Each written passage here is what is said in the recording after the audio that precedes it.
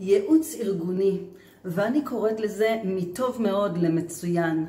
ארגונים שמעיזים לקחת את עצמם ולהגיד אנחנו לא מסתפקים בטוב, כן, הארגון שלנו פועל וזה בסדר, אנחנו רוצים לשפר את ההתייעלות, לשפר את המחוברות של הצוות, לשפר את הרווחיות, וכך אנחנו עושים, זה בעצם תהליך של ביחד, אנחנו לא עושים אותו לבד, אנחנו לא מנחיתים את זה על אף אחד, אבל בעזרת הכלים שאני מביאה איתי, הארגון מצליח להסתכל על עצמו, למצב, למפות, לאבחן את החוזקות, כמו גם את נקודות התורפה, את המקומות שבהם נדרש לעשות שינוי, שיפור, התייעלות.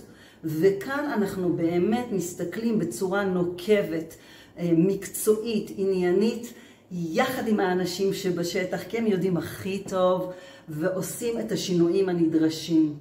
מה שמאפיין את התהליכים האלה, שבניגוד להרבה מאוד דוחות ותהליכים שנשארים מאוד יפים, מוגשים כמצגות, כמסמכים נהדרים, אבל נשארים בסופו של דבר על שולחן המחשב בצורה מודפסת, בצורה לא מודפסת, אבל נשארים בלי הרבה הטמעה בשטח. הדגש כאן הוא על הטמעה, על יישום, על תוכנית עבודה עם מדדים חודשיים, שנתיים, שלוקחת את הצוות שלך ואת הארגון כולו מטוב מאוד למצוין.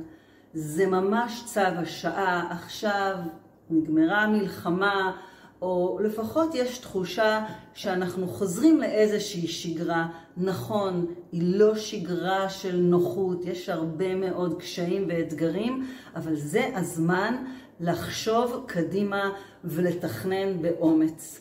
יאללה, מוזמנים.